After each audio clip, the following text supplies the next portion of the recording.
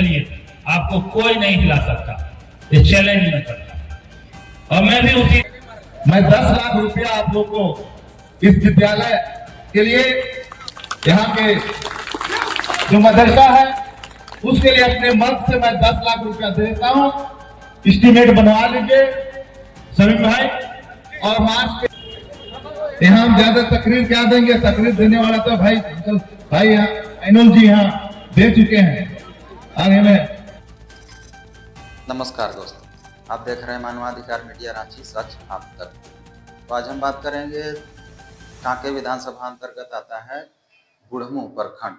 बुढ़मू प्रखंड में एक जगह है चकमे मिल्लत नगर, जहां पर एक मदरसा है। वहां पर 10 हाफिजों का दस्तारबंदी होना था और हुआ कल 10 फरवरी को। वहां पर श्री माननीय हफीजुल हसन अंसारी जो अल्पसंख्यक कल्याण मंत्री हैं, उनका आवागमन हुआ था और वो पहुंचे थे और उनका जोरदार से स्वागत भी हुआ था। और वहाँ के लोगों ने बहुत अच्छे से उनका स्वागत किया और उन लोगों को बहुत अच्छे से स्वागत हुआ। और एक चीज़ बता देते हैं कि लोकल जो विधायक हैं सुरेश बैठा जी, माननीय श्री सुरेश बैठा जी, उनका भी बहुत ज़ोरों शोर से वहाँ पर स्वागत हुआ और जलसाए आगाज का भी प्रोग्राम रखा गया था। लेकिन हमने देखा कि कुछ लोगों का वहाँ पर नाराज़गी हमने जाहिर करते हुए देखा कि देख रहे हैं कि टेट पास अभ्यर्थी संघ के शिक्षक जो थे, मतलब पारा टीचर जो अभी फिलहाल हैं, उन लोगों का कहना था, एक चिट्ठी लेके गए थे आवेदन देने के लिए माननीय हफीजुल अंसारी जी को, कि जिस तरह से सभी शिक्षकों की बहाली होती है उसी प्रकार उर्दू शिक्षकों की भी बहाली की जाए। और एक चिट्ठी लिखे थे, वो चिट्ठी मैं आपको स्क्रीन पर चिपकाऊंगा। तो वो चिट्ठी लिखे थे और लिख करके माननीय हफीजुल हसन अंसारी जी को देना था। लेकिन वहाँ के कुछ आयोजनकर्ता जो प्रोग्राम में थे, जो आयोजनकर्ता थे, उन्होंने शिक्षकों को मिलने से मना कर दिया। क्यों मना किए? ये तो आपसी विवाद हो सकता है, आप सोच सकते हैं, क्योंकि कोई भी शिक्षक गए होंगे तो वो अपना काम से नहीं गए होंगे, वो पूरे झारखंड के हित के लिए गए होंगे। पूरे झारखंड में उर्दू शिक्षकों की बहाली, जिस तरह से सिर्फ सभी तरह के शिक्षक की बहाली होती है, उसी तरह से उन लोगों का कहना था कि उर्दू टीचरों की भी बहाली किया जाए। लेकिन वहाँ के जो आयोजन करता थे उन्होंने उन्हें रोक दिया गया। फिर बाद में जैसे ही कुछ देर बाद उन लोगों में नाराज़गी भी देखी गई, फिर किसी तरह जिला अध्यक्ष जो जेएमएम पार्टी के हैं, रांची जिला अध्यक्ष मुश्ताक अहमद जी, उनके कानों तक जैसे ही गए, उन्होंने तुरंत एक्शन लिए और एक्शन लेने के बाद वो बोले चलिए हम मिलाते हैं। फिर उनके कानों तक जैसे ही बात गई, तुरंत इन लोगों को बुलाया गया और फिर चिट्ठी को माननीय हफीजुल अंसारी जी को सौंप दिया गया। तो वही देखें कि कुछ लोगों के चक्कर में पूरे पार्टियां बदनाम होती हैं। आपने देखे होंगे फिलहाल ही में जो दिल्ली के विधानसभा चुनाव हुए, उसमें 25 से 27 सालों बाद, आप देखे होंगे टीवी न्यूज़ चैनलों में, 27 सालों बाद बीजेपी की वापसी हुई है। अब इसमें बोलिए कि ईवीएम का गड़बड़ी, ऐसा नहीं है। अगर आप जीत जाते हो तो बहुत अच्छी बात है, हार जाते हो तो ईवीएम को दोष देते हो। ये कहाँ का नियम है भाई?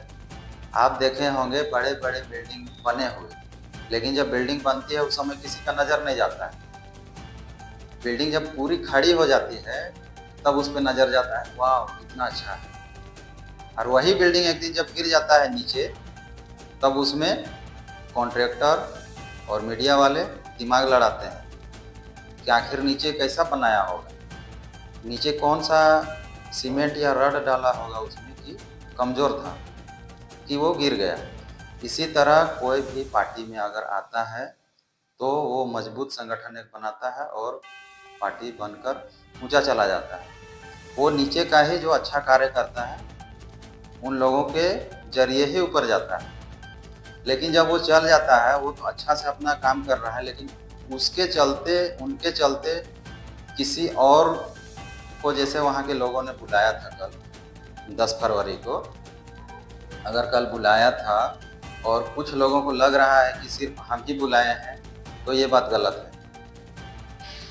क्यों मैं बोल रहा हूँ वो बात गलत है कि भैया आप लोग सब मेहनत करके ही बुलाए हैं, सबके संगठन से ही बुलाए हैं, लेकिन आप स्पेशल आपको ये बिल्डिंग वाला जो एग्जाम्पल हमने दिया इसलिए दिया कि कोई भी आदमी जब मजबूत होता है तो उसका नींव को भूल जाता है, जो नीचे जो सीमेंट और रड जो लगा हुआ रहता है उसको भूल जाता है, सिर्फ बिल्डिंग को देखता है, लेकिन उसको गिरने में देरी नहीं लगता है। हम नहीं बोल रहे हैं कि गिर जाए।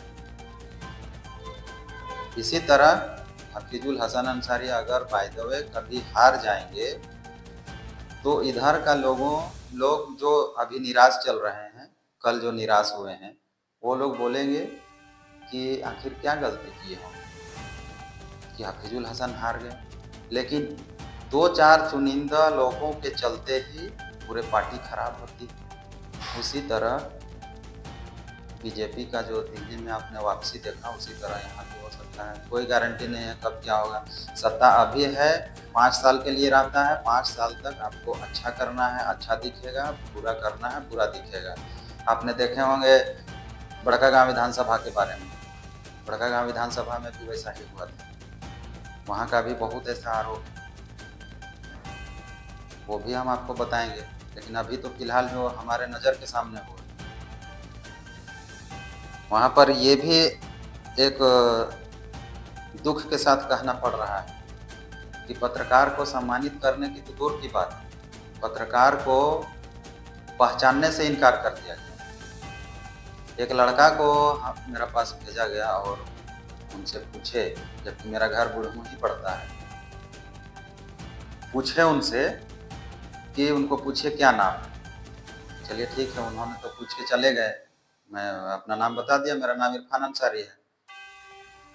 उसके बाद जब विधायक साहब आने लगे, पूछने के बाद तुरंत कुछ होना चाहिए ना, लगना चाहिए कि हाँ कुछ हुआ है, लेकिन वैसा कुछ नहीं हुआ। 15 से 20 मिनट के बाद जब विधायक साहब आने लगे तो एक जाकिर अंसारी है जो बहुत कट्टर कांग्रेसी हैं, जो सबको जोड़कर ही चलने वाले नेता हैं।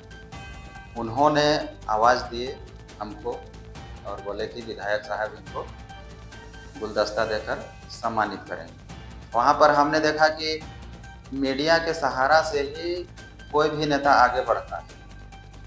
कोई भी नेता, अगर मीडिया ना रहे तो समझिए उसका बैसाखी मीडिया है, और अगर उसके पास मीडिया ही ना रहे तो वो समझिए लंगड़ा टूटा हुआ पैर वाला आदमी, लंगड़ा नेता है। बोले मतलब लंगड़ा आदमी है, कैसे हम लोग बोलते हैं, उसी तरह लंगड़ा नेता है, मतलब बेसहारा नेता है, उसका कोई सहारा नहीं है। अगर मीडिया उसके पास नहीं है तो कुछ नहीं है। आप मीडिया को सम्मानित नहीं करेंगे। आप डेली देख रहे हैं, व्हाट्सएप में देख रहे हैं, वीडियो में देख रहे हैं, हम आपके क्षेत्र के हैं और आप दूसरे से कहवा रहे हैं कि क्या नाम है, उसके बाद भी चुपचाप हैं। चलिए, बहुत अच्छी बात है, आप उस क्षेत्र के नामी ग्रामी हम सोचते थे, लेकिन देखिए आप जो हैं सो हम किसी भी धर्म को टारगेट नहीं करते। हमारा जो सोच है वो सभी धर्मों को सम्मानित करना, सम्मान करना, रिस्पेक्ट करना है। ये मेरा पहला उद्देश्य है। कट्टर हिंदू और कट्टर मुसलमान बनने के लिए कट्टर इंसान बनना पड़ता है। चलिए, हमें और लोगों ने भी हमें फ़ोन करके उनसे वार्तालाप किया था कि हम ही लोगों के थ्रू से नेता लोग आगे बढ़ते हैं और पत्रकार को ही सम्मानित नहीं किया गया, इसलिए हमने एक वीडियो बना दिया। बाकी आप वीडियो में देखिए, जो आपको बताते हैं रांची जिला ग्रामीण कांग्रेस पार्टी के पूर्व कार्यकारी अध्यक्ष ऐनुल हक अंसारी जो थे, इनका तारीफ किए हैं सुरेश कुमार बैठा जी ने, और जो उन्होंने 10 लाख रुपए देने का वादा किया है वो भी देंगे, और उनका स्वागत भी हुआ है जोरदार। बहुत खुशी की बात है। उस क्षेत्र में बहुत अच्छे लोगों ने काम किए हैं। मैं किन्हीं का नाम नहीं लेना चाहता, लेकिन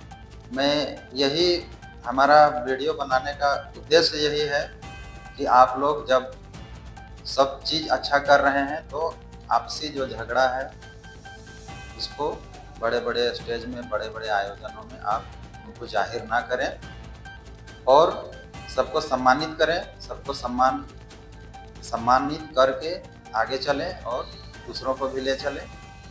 हमारा यही उद्देश्य है। और बाकी आप देख सकते हैं वीडियो के माध्यम से आपको हफीजुल अंसारी जी का भी वीडियो दिखाएंगे और श्री सुरेश कुमार बैठा जी का भी वीडियो बताएंगे। उनका स्वागत भी कैसे हुआ था माननीय अल्पसंख्यक कल्याण मंत्री जी का, जो चक में मिल्लत नगर एंट्री किए, उसके बाद कैसा उनका स्वागत हुआ, लोगों ने उनका जोरदार स्वागत किया। वाकई में एक चीज़ और बताते हैं, बुढ़मू के जो लोग थे उन्होंने वाकई में 10 से 15 दिन से उन्होंने वाकई में मेहनत किए और वही मेहनत करने के चक्कर में ज़्यादा थक गए होंगे, ज़्यादा शरीर में थकावट महसूस हो गया होगा, इसलिए पत्रकारों को सम्मानित नहीं किए। चलिए हमारे तरफ से मैं उनको माफ़ कर देता हूँ, लेकिन आप अगर सच्चा इंसान बनना चाहते हैं तो सबको रिस्पेक्ट करें। ये मैं बोल रहा हूँ, हमें सुन के बहुत तकलीफ़ हुआ कि टेट पास अभ्यर्थियों ने एक चिट्ठी लेकर ज्ञापन सौंपने के लिए गए थे कि जिस तरह से सामान्य शिक्षकों की बहाली होती है, मतलब सभी शिक्षकों की बहाली होती है, उसी तरह उर्दू शिक्षकों की भी बहाली किया जाए। तो मिलजुल कर आगे बढ़ें। आपको अब आगे का वीडियो बताते हैं, आगे का वीडियो, तब तक बने रहिए हमारे साथ। मैं हूँ इरफान अंसारी, मानवाधिकार मीडिया, रांची।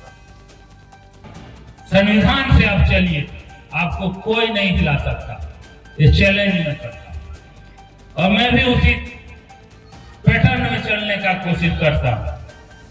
मेरे वालिद साहब को आप लोग जानते हैं, उन्होंने कभी भी अपने सुन्नत से समझौता नहीं किया। बहुत जगह मौका आया डगमगाने का, आपको भी मौका आएगा ईमान को बर्बाद करने का, बहुत मौका आएगा, लेकिन उस वक्त आपको कड़ाई से रहना होगा। और अगर आप कड़ाई से रहिएगा तो दुनिया में भी आप कामयाब होइएगा और आखिरत में भी करिएगा। मैं मंत्री हूं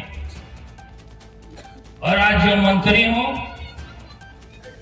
तो ये मदरसे के बदौलत है। मैं भी मदरसा चलाता हूं, मैं भी इसका सेक्रेटरी हूं। मेरे वालिद साहब 40 साल 80 से लेकर ताहियात 2020 तक मदरसा का सेक्रेटरी रहे। मदरसा चलाना कोई आसान काम नहीं और आपको मदरसा के तरफ आने में शैतान भी आपका रास्ता रोकेगा। और यही मदरसा है जो आपको दीन को कायम करके रखेगा,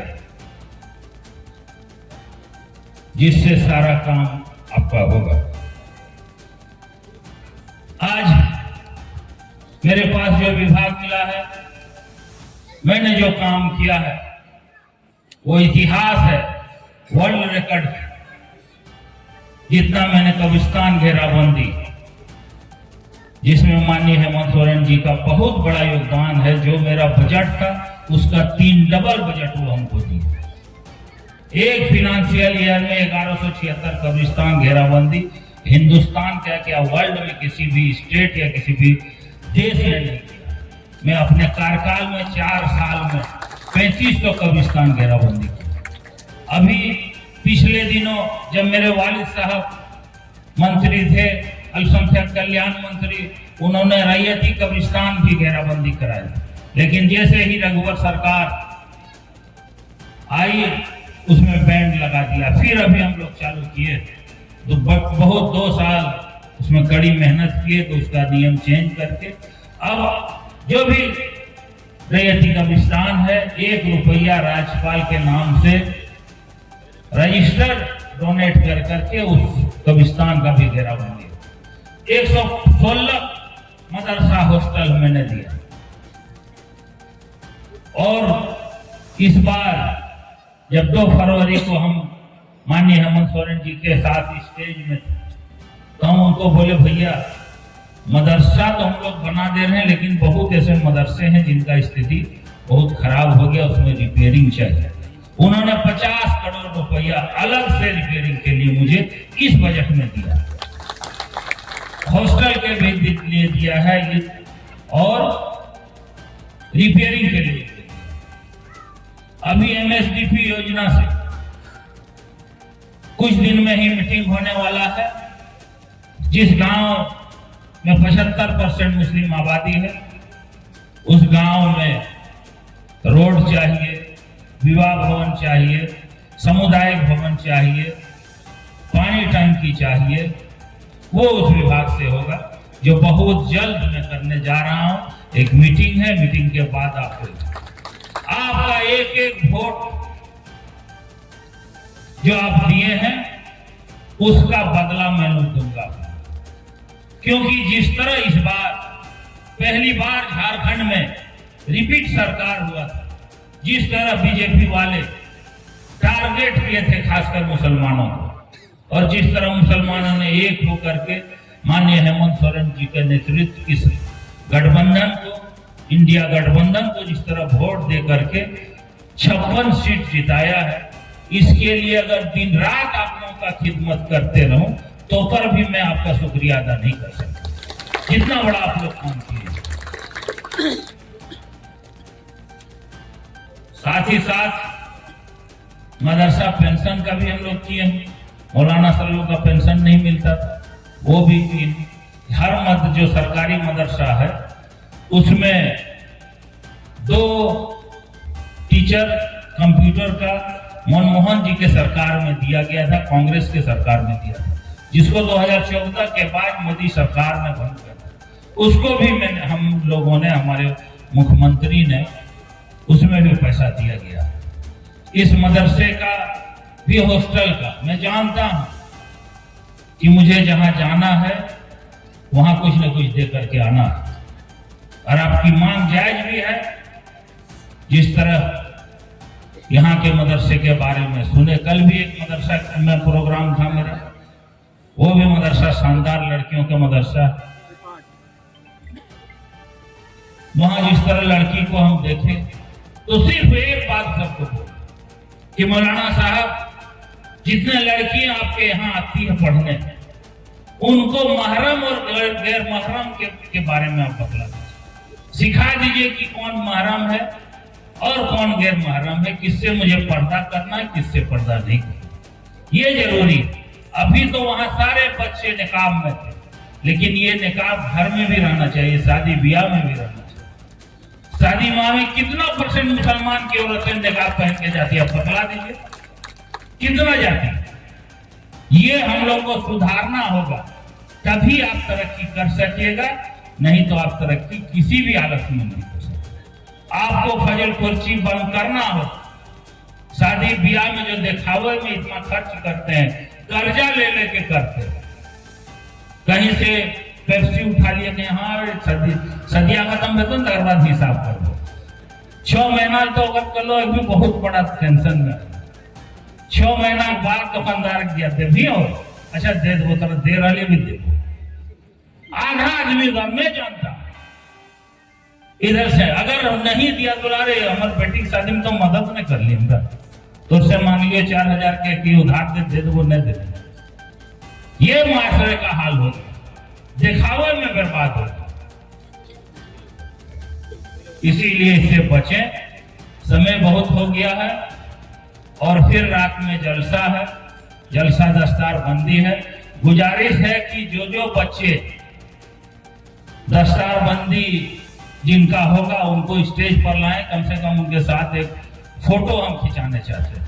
इन्हीं चंद शब्दों के साथ यहाँ आए हुए तमाम लोगों को बहुत बहुत शुक्रिया। और आप जैसे यहाँ पता चला मुठिया, अब मुट्ठी से काम नहीं चलेगा, आपको खोल के देना पड़ेगा। जैसे मुठिया चावल वाला मुठिया चावल से नहीं चलेगा, बोरा बंदी चावल भेजिए आप लोग, जिसके पास अल्लाह ताला ने दिया। 1 मुठ्ठा 2 मुठ्ठा का काम नहीं चले वाला, जिनको दिया वो बोरा भेजिए, आपको आगे आना हो। और हर शादी में बेटी की शादी कर रहे हैं या बेटा की शादी कर रहे हैं, उसमें जो लनफन में आप 5-10 लाख खर्चा करते हैं, उस 5 लाख 10 लाख में कुछ पैसा 10,000 20,000 रुपया मदरसा में दे दीजिए। आप शादी खर्च जब एस्टिमेट बनाते हैं तो उसमें एस्टिमेट में पहला जो एस्टिमेट में पहला रहेगा उसमें लिखिएगा पहला में मदरसा का चंदा 10,000 20,000 30,000 जो जिस हिसाब से खर्चा करते हैं उस तरह आप लोग लिखिए। तब देखिए कि आप भी तरक्की कीजिए। किसी पार्टी में नहीं गया और कोई नेता के पीछे नहीं भागा, एक लॉयल नेता के पीछे मैं रहा और उसके लॉयल्टी मैंने दिखाया, वफादारी दिखाया। इसलिए जब भी आप जहां जिस लाइन में जाना चाहते हैं आपको धैर्य रखना पड़ेगा। चाहे नौकरी में, चाहे डॉक्टर बने, इंजीनियर बने, चाहे बिजनेस करिए, तो पेशेंस नहीं रहेगा तो कुछ नहीं होगा। इसलिए धैर्य रखना पड़ेगा। हमको कहीं लोग का लीडर कहीं हिलता डोलता नहीं, तो आपको भी पेशेंस रखना पड़ेगा। आज समीम को वैसे जगह पर लगाए हैं जो दिन रात प्रशासनिक पदाधिकारियों के साथ ही लाइन अप करते हैं। विकास से संबंधित जितना भी काम है ये लिस्टिंग ही करते हैं, हमको एक बार दिखा देते हैं, हम उसको आगे बढ़ाते हैं। गोपाल तिवारी को हमने विधायक प्रतिनिधि पूरे विधानसभा का बनाया और ये काम बखूबी कर रहे हैं। कोई भी दिक्कत हो संपर्क कर लेना है, बात कर लेना, तुरंत में बिगड़ नहीं जाना। तुरंत हम देखते हैं हमारे लोग हिचकिचाने लगता है, अरे समझ लो, बूझ लो, उसके बाद बात रखो। तुरंत में पेशेंस नहीं खोना है, पेशेंस रखिएगा तभी आप आगे बढ़ सकते हैं। यहाँ हम ज्यादा तकरीर क्या देंगे, तकरीर देने वाला तो भाई एनोल जी यहाँ दे चुके हैं और हमें अकीम जी दे चुके हैं, लेकिन हम यही कहना चाह रहे हैं कि आपका भाई आपके साथ हमेशा है, रहेगा, इसलिए हमेशा धैर्य रखिए। हम लोग शेख भिखारी जी के का जयंती मनाते बनाते आज हम लोग यहाँ पहुंचे हैं। क्या एनोल जी, इसलिए छोटा मंच से बड़ा मंच तक हम लोगों ने देखा है। अभी आप प्रोग्राम आपका चलते रहे, हम विदा लेंगे आप लोगों से और जो हमने कमिटमेंट किया है उसको हम पूरा करेंगे। कंबल का भी व्यवस्था हमने किया है, जो कंबल हमने लेकर आया था समीम जी, इसको अभी कुछ लोगों को, जरूरतमंद लोगों को देने का काम करेंगे। बहुत बहुत धन्यवाद। खुदा हाफिज।